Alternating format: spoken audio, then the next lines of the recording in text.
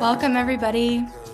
Looks like quite a few people have joined the call. Welcome so much. I think we're going to just dive in. There's a lot to pack into this call tonight. Yeah, settle in. We've got some great guests and good content, and we're going to learn a lot tonight.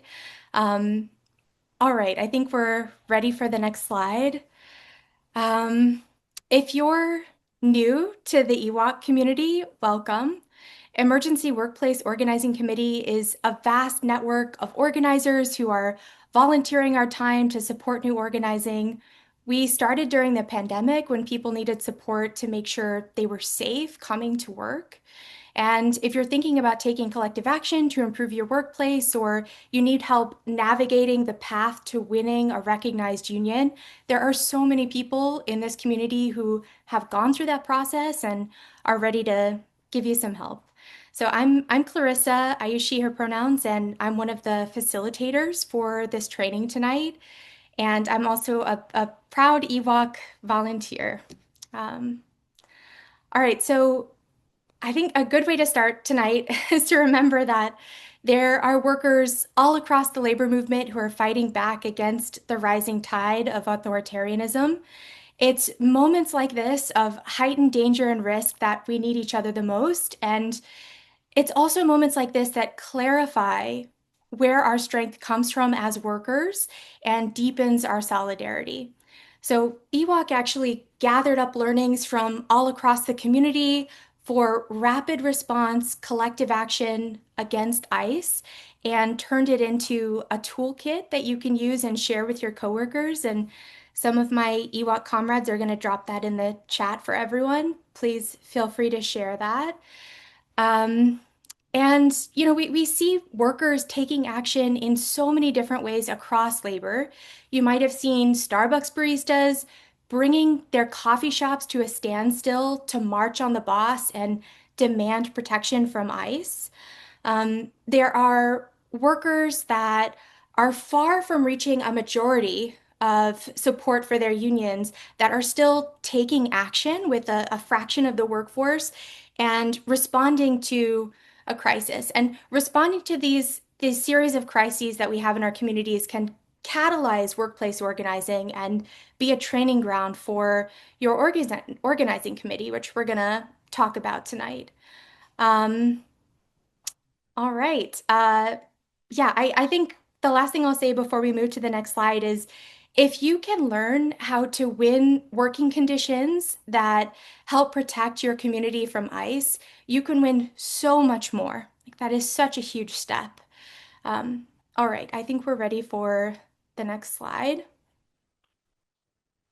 Okay, so another example of organizing long before a majority of workers are part of the union is what we see happening in the tech industry, which is where I do most of my union organizing.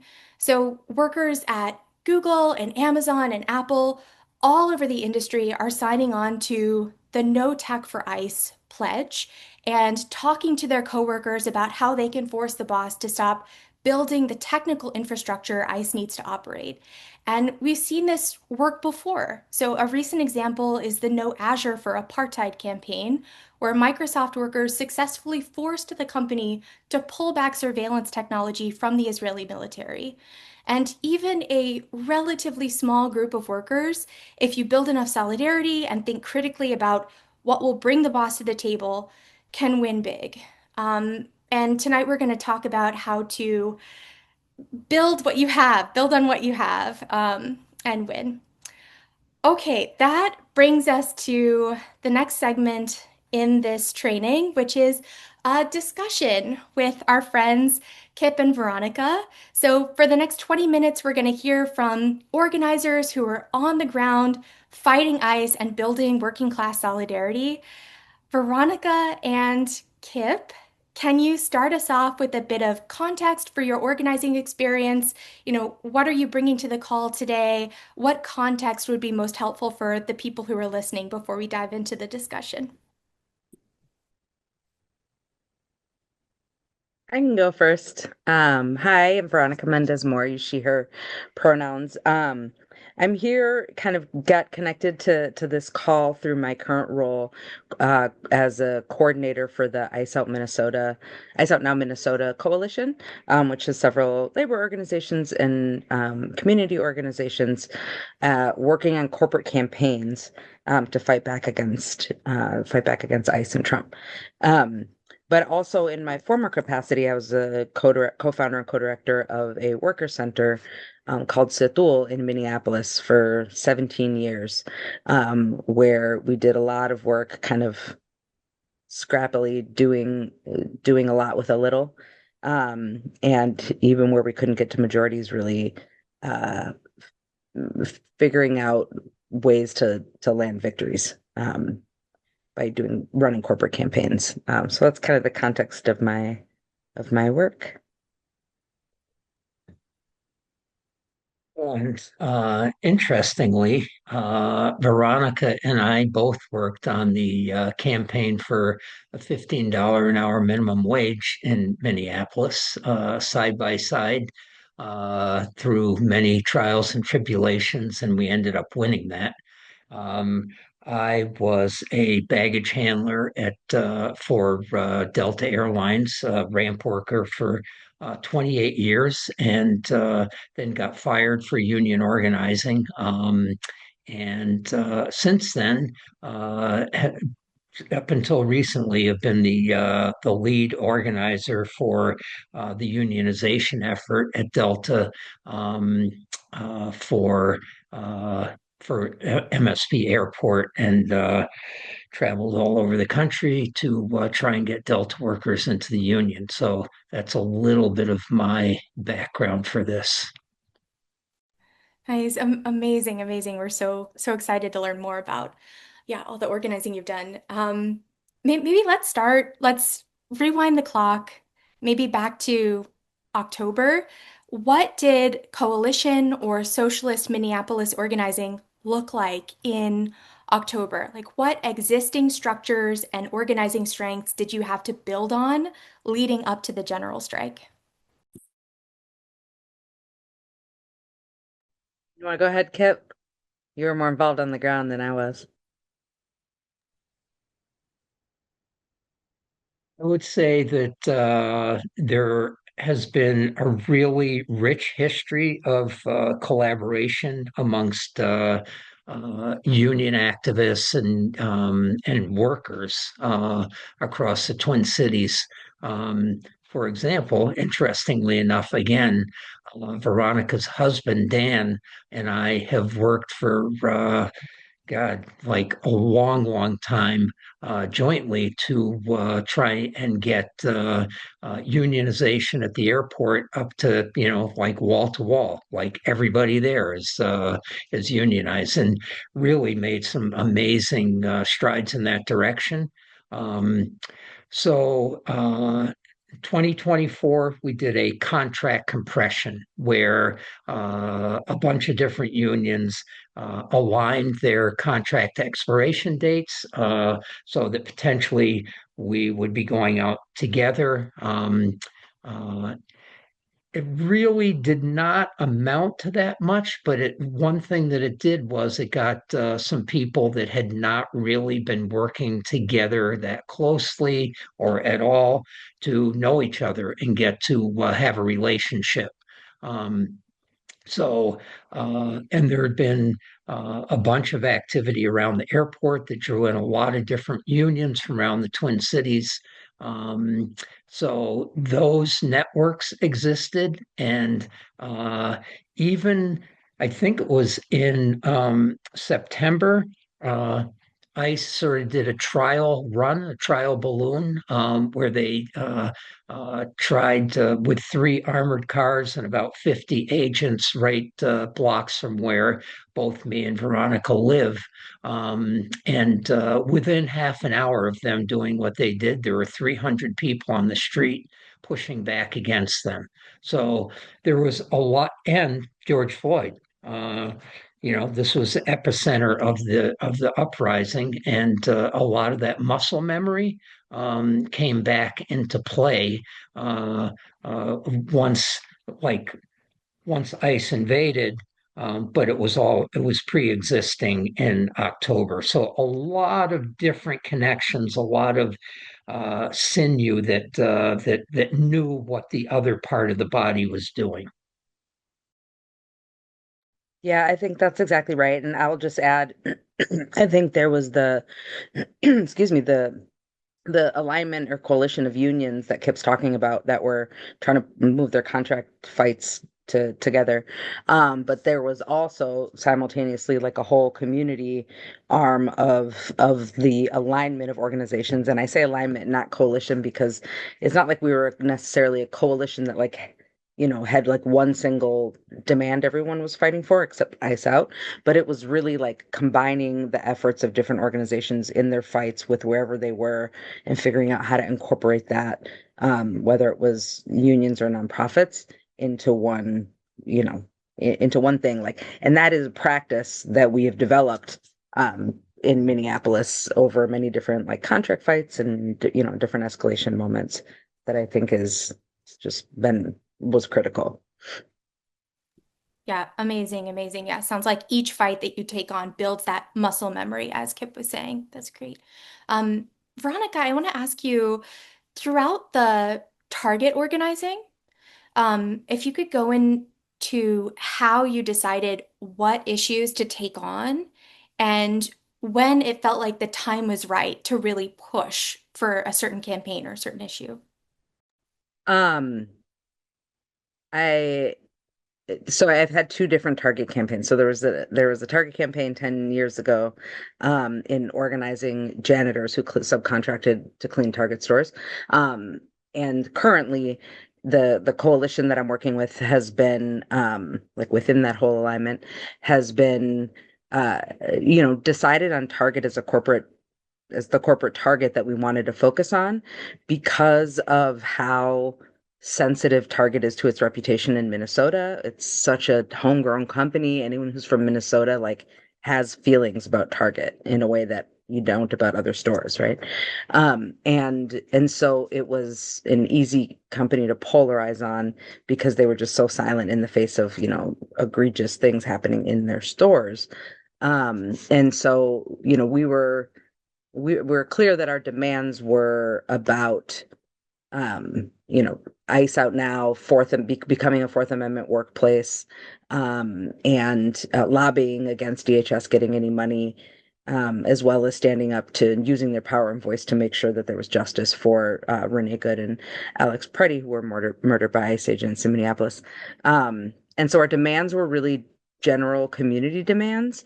And then within that, you know, uh, there was a group of like 300 workers that were Target corporate employees that self-organized and sent a letter, seeing the demands that our coalition had been putting forward and like sort of through, I think, conversations across relationships, they came out with the same demands. And so they made these demands of their company because I think also in this moment, what was really resonant with people, with workers and workers wanting to get engaged and involved was like, so that was going to be like, head and shoulders above any other issue people were facing in the workplace in the moment, in the heat of the surge.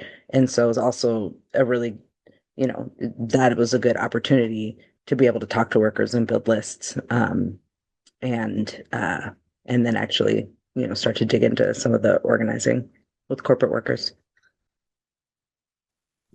Yeah, that's great. I'm kind of curious about your alliance with corporate workers.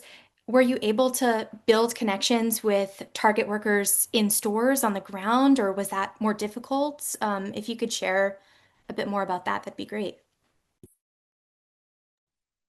Kip, do you want to talk about the Dinkytown store at all? Is there anything, have you been involved in that? I think maybe not. Tangentially, Okay. I know that some of those workers are very interested in getting a union, Mhm. and uh, there's some other stores where there have been abductions of employees, and so there's well, Veronica was there when we took over the Richfield Target store, which is a big one and very busy on a Saturday. Uh, the employees were very friendly, and I asked a couple of them what they thought about getting into a union, and they said it'd be cool, but I don't know if it will ever happen. So that was kind of the extent of it. Yeah. So I'll just say, like, I think, like, we saw on January 23rd, there were dozens of workers who walked off of, who didn't go to work that day in the retail stores. And, some of that was organic and through organizations. It wasn't necessarily because there was already, like an organizing committee or like a plan to organize workers in Target that anyone was running, but it organically happened. And I think, um, it just creates an opportunity. And any future organizing that might happen there, I don't know, can't speak to that. But I think in the moment, people were really energized, and it wasn't, in my experience, I want a union. It was, this is fucked up, and I want to use my voice, and me and my coworkers together want to use our voices to say no to this, right? So it was them starting to build that, them building that muscle, to think about what it means to take collective action, even if it wasn't in the context of forming a union for their own contract. Yeah, yeah. Thank you so much for going into that. It's very interesting to see how people, you know, things bubble up, but you already trust each other, so you take the leap together. And I'm sure seeing other workers that you were already organizing with do that was helpful. Um, so Minneapolis has lived through so many moments of crisis, and I assume many folks that you're organizing with are sort of building on the experiences that they had with the murder of George Floyd in 2020. And I'm wondering if you can share, and Kip, you touched on this, but like share how systems were built or put in place after that moment of crisis that were leveraged today in order to mobilize. Like, could you maybe get a little bit more specific and concrete on what was built and what you continue to build on? I can start off on this. Um, so during the uprising in 2020, um, many blocks and neighborhoods had neighborhood patrols um, because there were, in fact, actual fascist right wingers coming into our city and trying to stir up trouble. And these neighborhood patrols would go around at night and make sure that everything was cool and that all the neighborhood and neighbors were safe.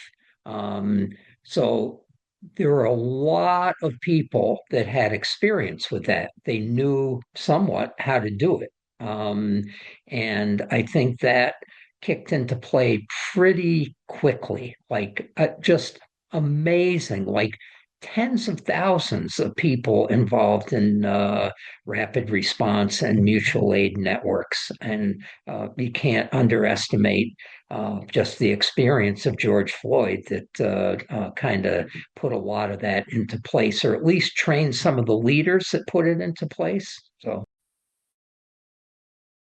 Yeah, and I would totally agree. I mean, that was like, people are like, oh, let me revive my old block chat from the 3 block radius, then check in on people. And so, like, there was already some infrastructure and also just some understanding of what are we going to need. There's a crisis coming. We need to be in connection and communication with each other like we did before. And so I think, like, that is a specific thing that I think mattered a lot. Um and then I think also the mutual aid networks that got built, which are expansive. I think one of the things that was really important about those is that, like, I've been in a million campaigns and fights, and you're always fighting a bad guy, and even the rapid responders are fighting a bad guy. But the mutual aid was like just providing support and love, and there wasn't a bad guy. It was a different kind of relationship that was being built. And that has gone so deep into so many layers of community. My my school where my kids go 2 blocks away, like there were no organized parents. There was no one was going to the PTO. There was nothing. And then we built this like massive system that drove 150 kids to school today, with just parents volunteering. And we've got 30 people patrolling every day outside the school. And that's like people really being like, oh, we really are in this together. And like, we always talk about we keep us safe. And this was just a moment where it was so glaringly obvious that really is the only answer. The state will not come save us. The police will not come save us. Nobody's going to come save us. We really do keep us safe, and people are living that. Um, and then the other thing that I think is just like it's a little bit less tangible and structured, but it is like there are, many organizations that have come in together to work together on campaigns, um, over the years, and that have like built tables to try to align the work, and then, gone apart when the issue was over or when the moment had passed. And so I think that's something we've just always done. And so there's in these moments everybody's looking to, okay, I know the people who are going to, in this arena, I know who's going to care about this and who is going to come together at a table. And like, that's just, it wasn't like a structure that was pre-existing, but like Kip said, the muscle memory of like, okay, this is what we know we got to do now. Got to take care of our people. We got to come together as organizations to align our fights. That's so beautiful. Yeah, you need that love and solidarity that just to keep people going and feel connected. Yeah, that's amazing. I'm wondering, we have a bit of time for Q&A, so if you have questions, please drop those in the Q&A, for anyone who's watching. But in the meantime, what made the action on the 23rd effective? Like what were the outcomes and how did you get to those outcomes? How did you find your leverage? Yeah, if there's anything you can share there, that'd be great. I can share that there's of what made it successful. I mean, we had like there were shoot, I should have brought my numbers, but there were like in order to like poll and see like were people really doing this, there was a bunch of calls made to about 3,000 target corporate workers, white collar workers, or like either current or former. Um, and of those workers, 67% of them a week before the strike had heard that it was going to happen. Like that's not usually on people's radar at that level. 67% had heard, and over 50% had said they planned to participate in some way. Like that's huge. So it got spread out far and wide, and the way that that was done was like through the different organizations that were already, friends with each other, coming out and doing that. But a lot of work was also done to get the unions on board, because the message was no work, no shopping, no school, and unions are mid-contract. And so they're concerned legally about like how is this going to impact our members if our members strike mid-contract, which is illegal. How is it going to impact, the union? Like could something happen to the right? So like all of that was super difficult to navigate. And I think there's a lot of really good pushing and agitating on unions about like figure out how to do it. Maybe this isn't going to be a clean, perfect, like everybody is declaring that they're on strike against Trump, but figure out how to do it because it matters. And so people did. And there were, little like disclaimers of this or that. There was a little bit of that. But to have like the state federation and the AFL-CIO and a bunch of unions and the like the other labor councils sign off on this no work, no school, no shopping had a huge impact on legitimizing it. And a lot of those organizations organically their staff, their like organically workers were like we're going to do this. And so sorry, I think there's that getting that credibility and legitimacy and the basis of those unions actually like the unions organizing to get thousands of their members in the streets, that was hugely important. And I forgot the other thing. I'll stop there. That was so great. Kip, I'm wondering if I can Did you have something you were burning to add, or do you think I could switch to a different question? How are you feeling? Go ahead and switch to a different question. Yeah, we I'll just figure out a way to add it. okay. We had such a good question coming from the chat, and we are running out of time. So I think the last thing that I will ask you before you can add anything you want to add is, there are some workers that are at work, but maybe feeling like they either are somewhat set apart from what's happening on the streets. They're not quite sure how their workplace issues could connect with what's happening outside. One person specifically asked, like, some of their coworkers think maybe they're too privileged, like too professional for a union or for organizing, but they're still really upset about what's going on in the streets. How would you connect the struggles of the workplace with what's happening in Minneapolis or like with ICE right now? I don't know about the professional side of things, but I do know that at the airport, for example, where there was, I think, 65% of the unionized workers organized by Unite Here Local 17 and SEIU Local 26 did not show up for work, which is pretty good.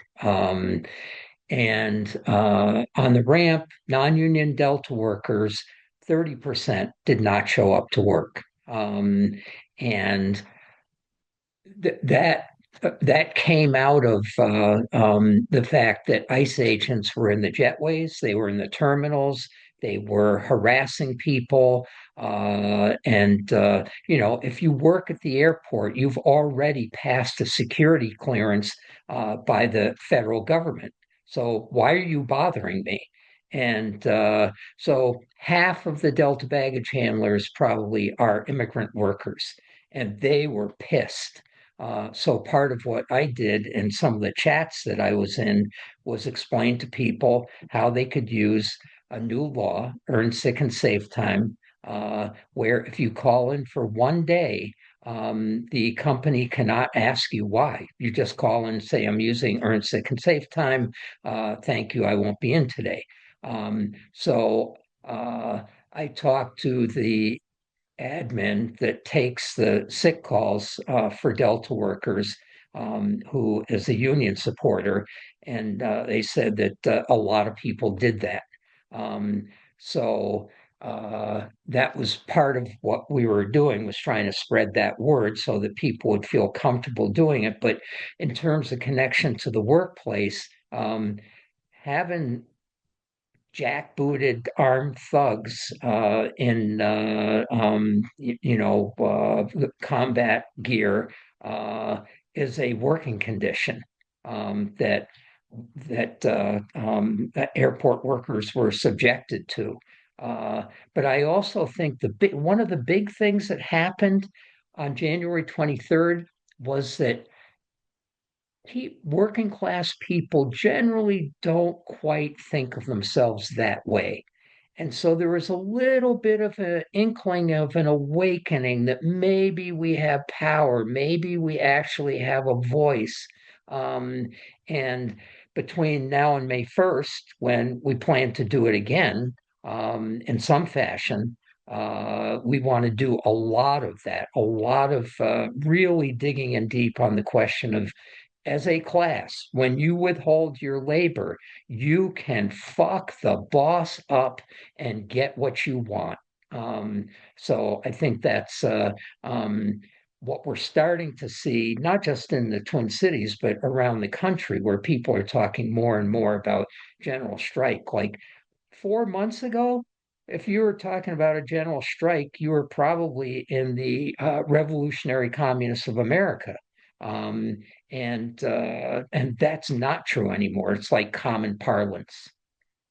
Yeah, that's an amazingly hopeful note for us to wrap with. Thank you both so much for coming and sharing your learnings. I know people on this call are going to be building on what you shared tonight. Yeah, thank you so much for we're sending you so much love. We're gonna move on to the next section.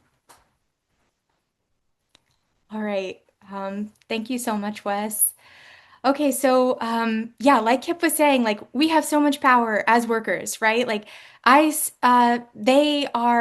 they're working on the top of pillars of support that the working class builds, the products, the services, everything they need to operate. We're the ones who make that possible. They need a place to sleep, they need a place to eat, and we as workers can think about how to withhold that value from them and make it harder for them to do their jobs or impossible to do their jobs. Um, so we're going to spend a bit of time on like a crash course for how to organize. And yeah, I think we're gonna start by saying very clearly that in order to push back authoritarianism, we have to understand our leverage and we have to understand how to expand our leverage through collective action. So, yeah, I'm going to do a quick and dirty overview of what organizing in your workplace looks like, regardless of where you are in your organizing journey. You may just be starting organizing with your coworkers, you've talked to a couple people, or you might be really close to having a recognized union. These principles should still apply. And if you want a deeper dive into these ideas, there is a fundamentals training that EWOC runs that I think the link is going to be dropped in the chat. So yeah, feel free to sign up for that. Okay, I think we're ready for the next slide. So, the first thing we need to do is find other people in our workplace, right? You're building a community that's strong enough to push back, and you're bringing people into the effort as you go. You're essentially looking for the people who can expand your capacity as a group to organize. So, this group of core organizers is commonly known as an organizing committee. It's a representative group of workers, roughly, 1 to 10. So you want one organizer to every 10 coworkers or 10 community members who are supporters of this effort. And yeah, so like just think about it. If something goes down in the workplace, how many people can you have a meaningful conversation with to move them to take action in a timely manner?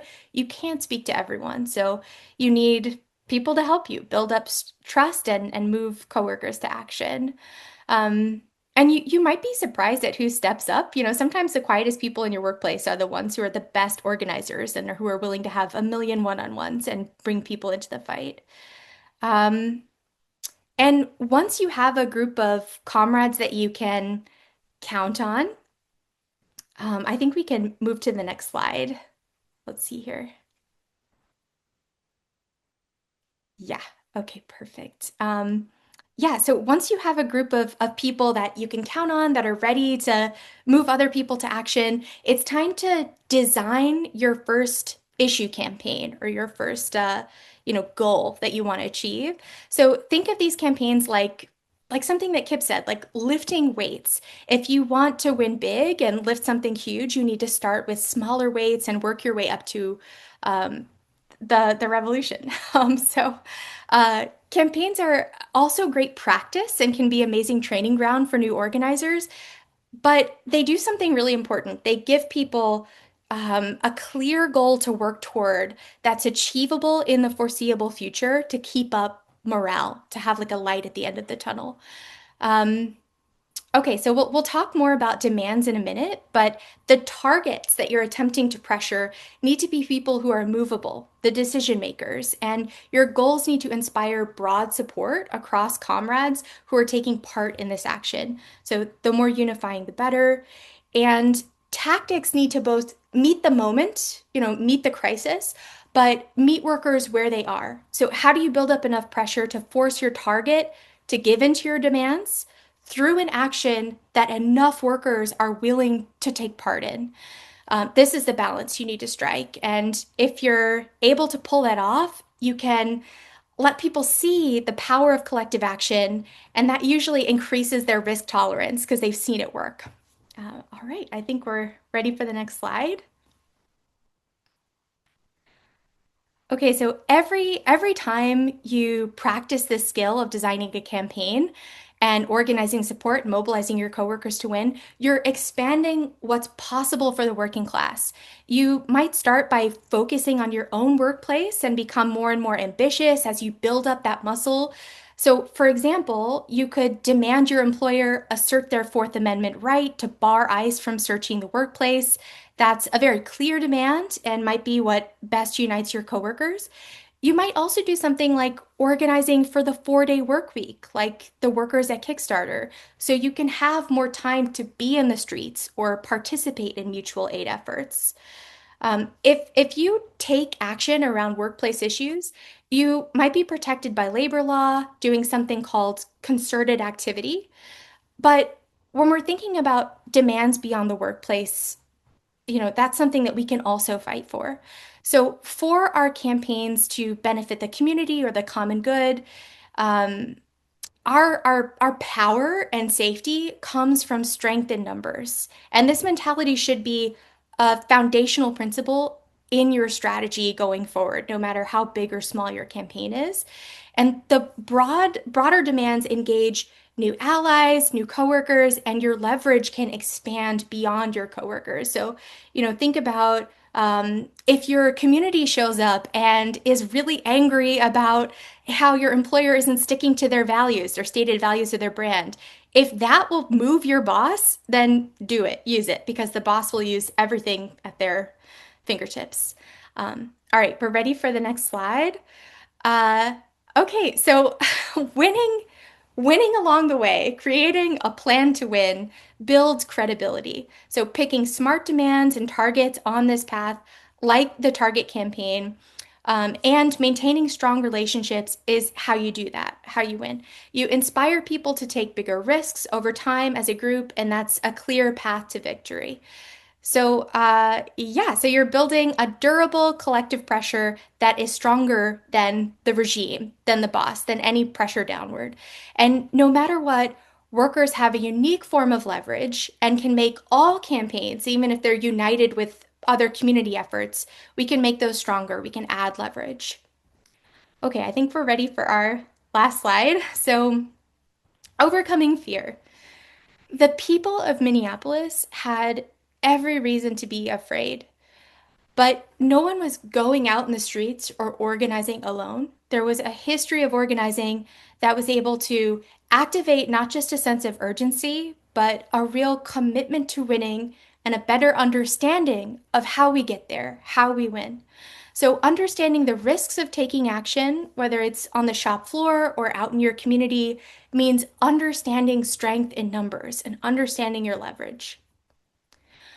Okay, now I'm going to hand it over for the rest of the call to Eric. Please take it away, Eric.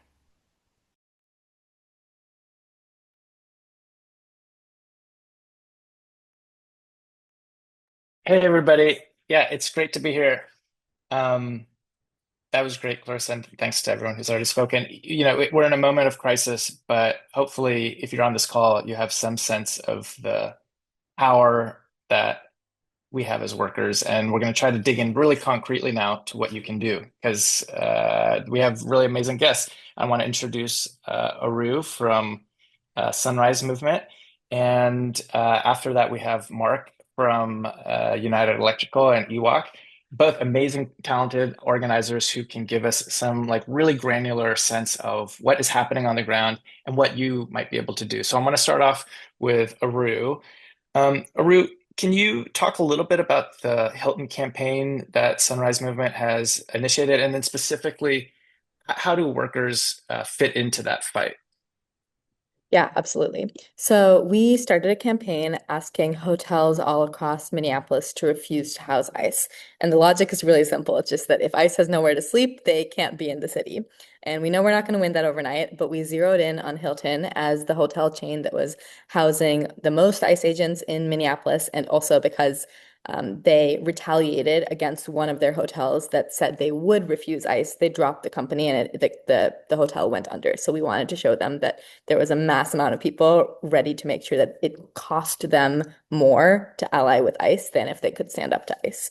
And the way we've been doing that is we've been researching where ICE is staying, and we show up in the middle of the night and we make a bunch of noise, or we book and cancel reservations, or we like flood them with calls and emails, a lot of different tactics.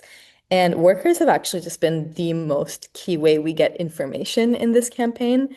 There's been a lot of different ways we've approached that. We have a tip line where we've like gone into hotels and put the tip line in like janitorial closets or maintenance closet, like yeah, maintenance carts. And that's one way that hotels call us and let us know what's happening. Or sorry, that workers call us and let us know what's happening. At the end of the day, a lot of hotel workers are extremely concerned about ICE being in their hotel. Like, I mean, ICE is literally grabbing hotel workers on their way to work, sometimes even at their workplace. So these people don't want ICE there. And we've even had workers call and be like, ICE is here. Can you do a noise demonstration so we can have an excuse to kick them out? So there is this sort of like passage of information that enables the community organizing. That's a really interesting alliance. Thanks, Saru. Yeah, it's really exciting, and I think we can dig in maybe in a second to some of the bigger lessons from that. But I want to throw it to Mark. So Mark, I think one of the things people on this call are going to be wondering is like, what can I actually do, right? Like where I'm at, what is something concrete I can do around ICE? Maybe I don't work at a Hilton, and it seems like maybe one of the exciting things is the Fourth Amendment workplace, which I know you've been thinking a lot about, is something that's more broadly applicable that a lot of people could pick fights around. Can you speak then to like why you see this as such an important fight and what it might like actually look like? Sure. I mean, I think one important piece of context is that, going back like to the 19th century, immigration enforcement has always been a tool used by employers to bust unions, divide worker solidarity, increase profits. And, we saw a whole resurgence of INS raids throughout the 80s and 90s and the 2000s. We had, big fights against misuse of no-match letters and I-9 audits and things like that.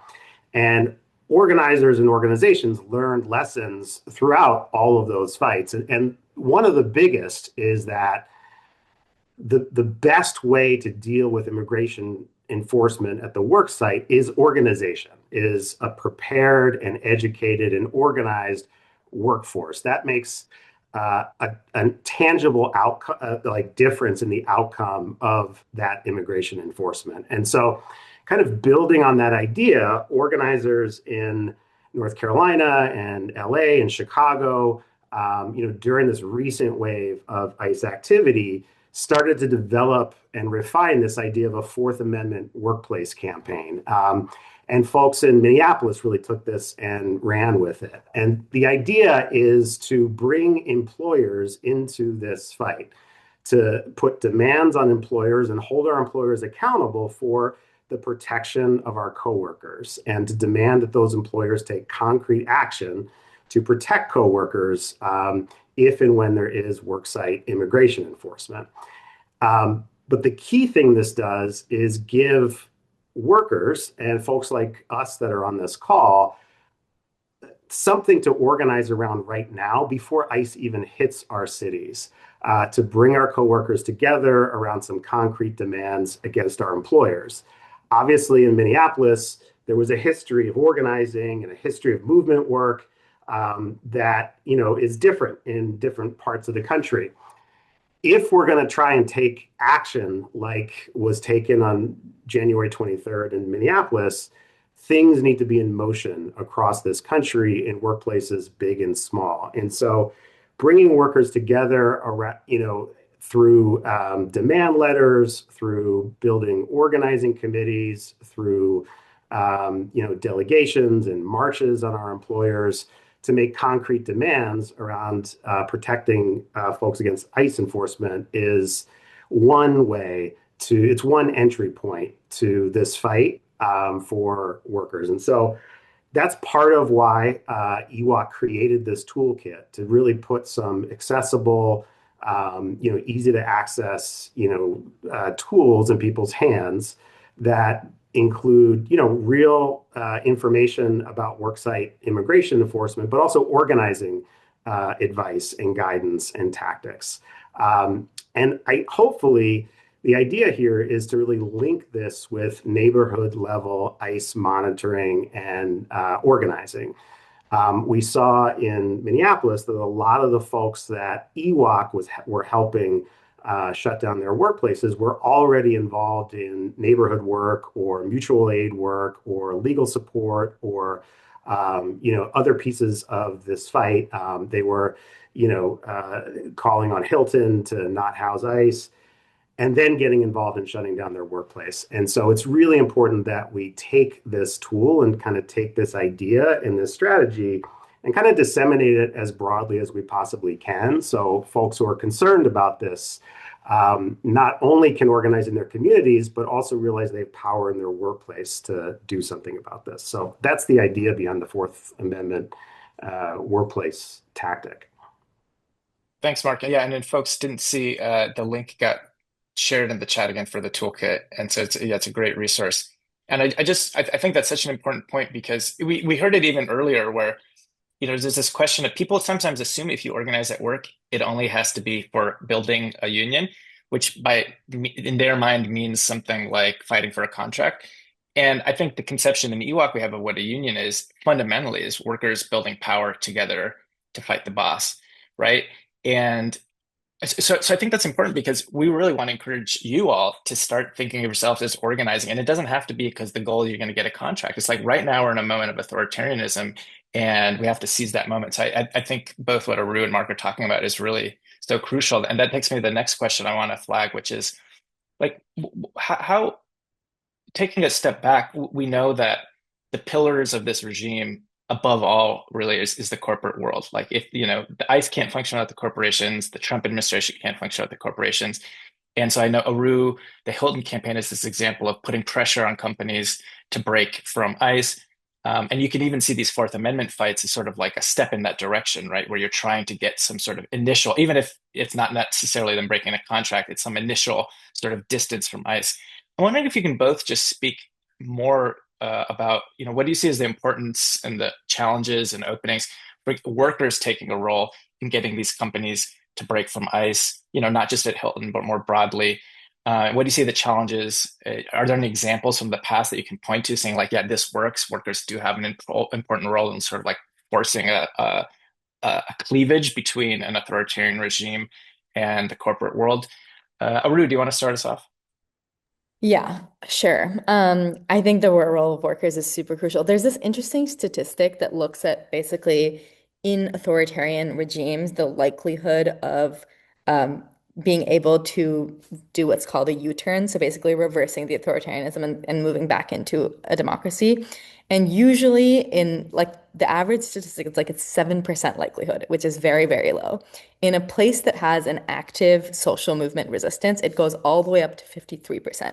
And in a place with an active social movement resistance and strong union participation, that statistic goes up to 80%, which I think is just like lays out kind of on a statistical level how crucial labor is in fighting authoritarianism. And it's kind of obvious, like workers have leverage that ordinary people or people organizing outside of our institutions don't. But I think that's not always in the muscle. Like Minneapolis has this amazing, incredible neighborhood organizing ecosystem right now, and it's fantastic. And I would be really excited about layering on top of that all these people who are in Signal chats also being like, great, if 10, 20% of the city is organized through Signal chats, that's a lot of the workplace too. And they can reach even more people who aren't in those Signal chats. And I don't think that's in people's instinct.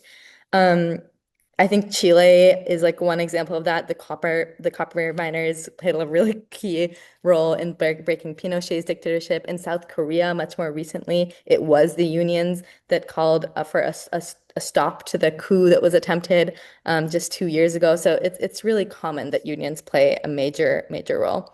The other thing that I'd say is I think there's like this interesting merging of community and workplace organizing that I think is, like I was mentioning earlier, but I think it's a real opportunity for workplace organizing when there's this giant popular appetite to do something at your workplace. It makes you feel like the wind is at your back in a way that I think is often hard to feel in a union fight alone, unless you're in like a very key moment in a prominent campaign, like like Starbucks or something.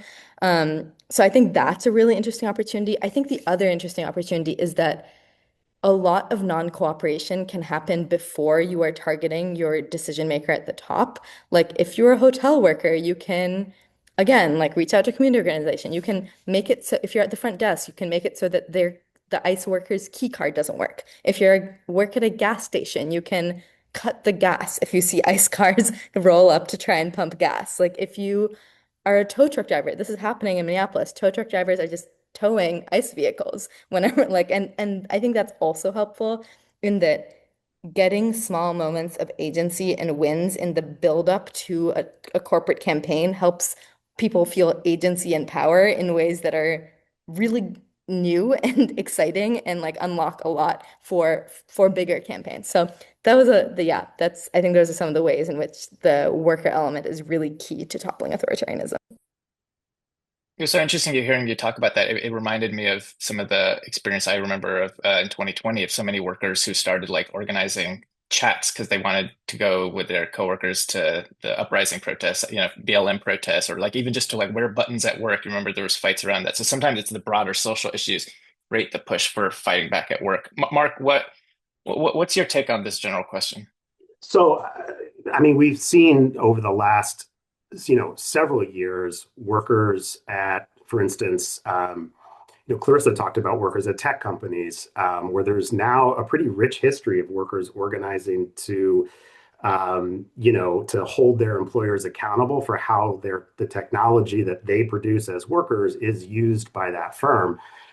So you've seen that kind of organizing at Google, Amazon around, climate justice, around surveillance, then turn into broader organizing at companies like that. And the reality is that it's true. There's almost no examples of an authoritarian regime ending without mass strikes at some point along the road, mass worker strikes. And often that includes non-union workers, workers who are not yet organized. Um, and often those are strikes that start around, immediate workplace issues before they expand to, issues around democracy or civil liberties or things like that. And so if we're going to put that kind of thing in motion here, we need multiple different on-ramps for workers to be organizing. And one of those, I think, has to be, in firms that have direct contact or who directly support ICE. There's clearly interest among, probably, potentially a minority, but in some places a very large minority or even a majority of workers in doing something about it. And, we're seeing, and that group, although it might not be, the majority, somebody asked a question in the chat about, well, what if you only have 200 people out of 27,000? Well, if those 200 people are highly motivated to act, that's a really good starting point to move that firm. We've seen tech firms move with relatively small numbers of highly organized, highly motivated workers taking effective action. And there's no question that, in capitalism, what the capitalists do matters politically. And that, yeah, clearly corporate power is one pillar of support for this regime. And you could see in a non-cooperation type strategy, this has to be one of those pieces. And so I don't think it's the only piece, and it doesn't have to be the only piece, but it's a really important piece. And even when workers aren't positioned to necessarily be able to wage a public campaign against their employer, folks can do what Aru talked about. Like, they can tip off activists when ICE is in the lobby or when they're about to rent cars at Enterprise or whatever it might be. All of those pieces are key pieces when you're talking about, the number of people that have to be involved and motivated in organizing to take down a regime, an authoritarian regime like this one. So we're going to do a rapid fire question because I want to make sure we get out of time. Real quick, people want to know, do you see this organizing as leading in the direction of a general strike? What's your quick take on this, Aru, and then Mark, and then we'll give you some final things to get on your way organizing. I think we definitely need to be building towards mass rolling strikes in addition to other forms of non-cooperation. I think a lot of what this does is, one, get people organized in their workplace, and two, socialize the idea of non-cooperation, get people thinking that they can disrupt and stand up to authoritarianism, which I think is one of the most key barriers right now. Yeah, I think general strikes depend on the conditions, but part of what we're doing here is creating those conditions and taking some actions to give ourselves the tools to act if and when those conditions arise. And part of that is talking about general strikes, actually putting it on the table as a tactic that can be used. That doesn't mean we're going to have an effective big general strike tomorrow, but it does mean that we can take steps now to put ourselves in position for that to become a real possibility, and certainly for workplace militancy to become, a viable response to what's going on in this country right now in a widespread way. Thanks. Yeah, 100%. And I think that's why it's so important to have these small victories along the way. Even the small stuff gives people a sense of agency, and that's essentially what you need to get to something like a general strike. And so, in that spirit of agency, how do you actually change the world? We have, just a round of applause out there for Rue and Mark. Thank you. And we have some very concrete things you can do, because if you are on this call and you are not yet organizing, that is bad. You should start organizing. We need you. Every one of us is a leader. This is a moment in which we all need to step up, and you can step up. And even if you're on this call feeling like, oh, this is interesting information, take this time, just take a step, think about, well, maybe I can do a little bit more. And so here's a way you can do a little bit more.